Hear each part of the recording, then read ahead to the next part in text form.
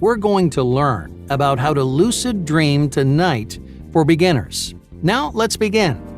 Even if this is your first time lucid dreaming, there are plenty of easy tricks you can use to bring your dreams to life. But first, let's do a quick review. What is a lucid dream? Lucid dreams are unconscious dream states where you become aware that you're dreaming. Normally, while you're in a dream, your conscious mind is completely asleep. You can't remember much or control anything because your consciousness is out of the loop. Your subconscious, on the other hand, is wide awake. That's why your dreams end up looking like a confusing mess of random mental images. But during a lucid dream, your consciousness wakes up. Your mind realizes that you're dreaming while your body stays asleep.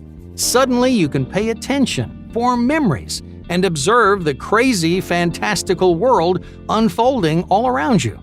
With a bit of practice, you can even learn how to control the stories of your dreams.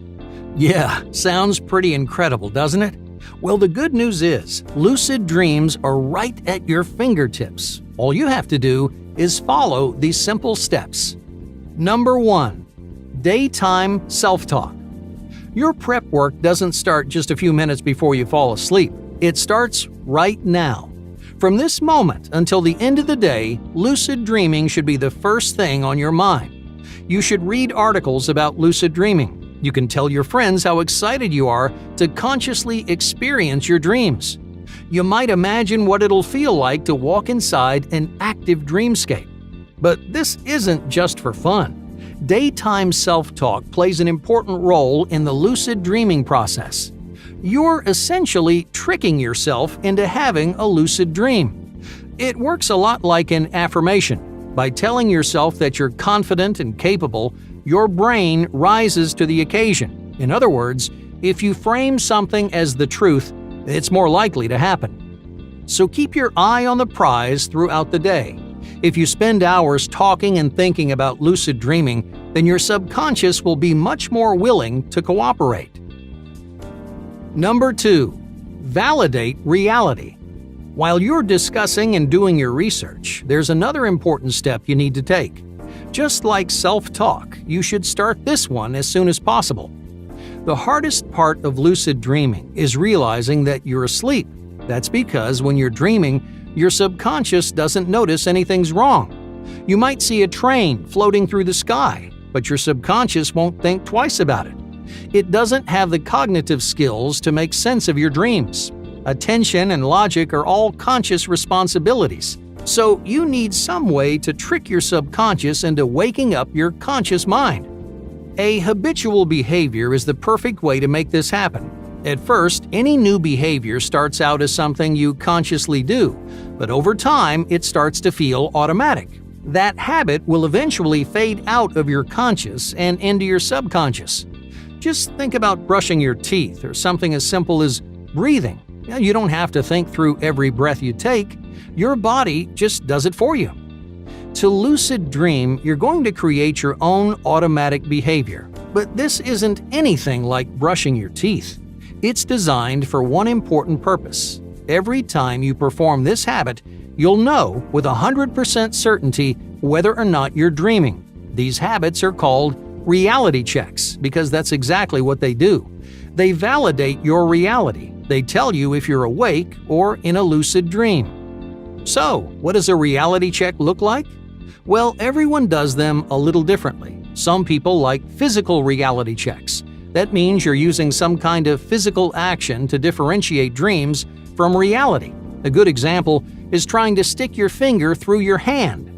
In real life, your hand is a solid object. Your finger is going to hit your skin and stop. But in dream states, most surfaces are permeable. In other words, your finger will go right through the palm of your hand. Once you see that, you'll know instantly that you're in a dream, and you'll become lucid.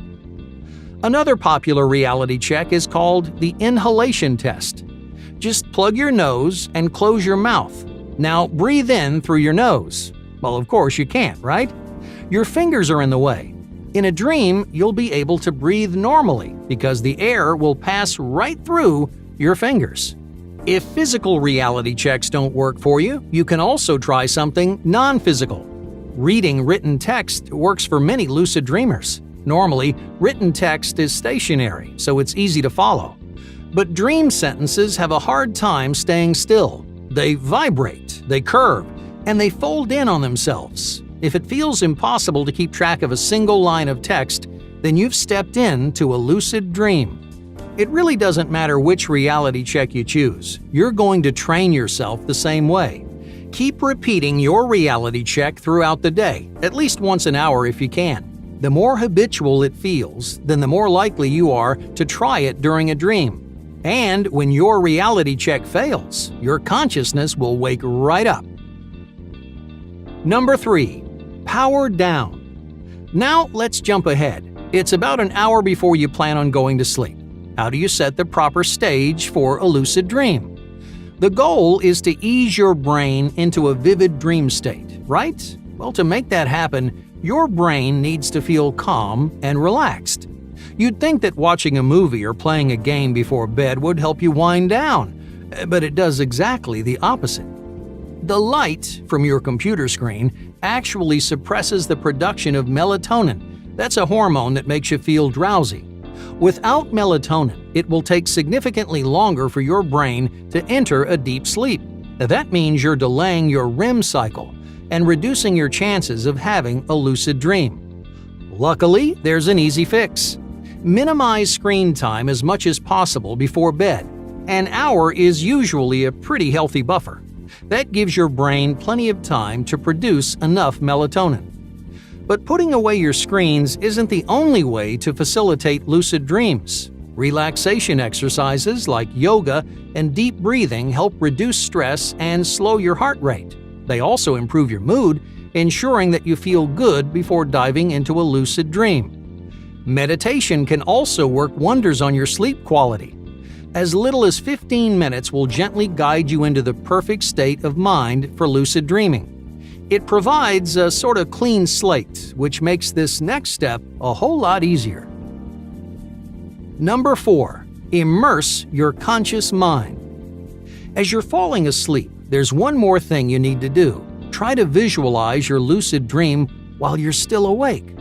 Hey, don't worry about guessing what you're going to dream about. It doesn't matter if you're right or wrong. The point is to inspire your mind to think freely and creatively. It's like getting the engine running on a car or stretching before a football game. You need to give your brain the chance to warm up so it can perform better when you're actually unconscious. Visualizing isn't nearly as challenging as it sounds. Even if you're not the most creative person, you can still use this trick to induce amazing lucid dreams.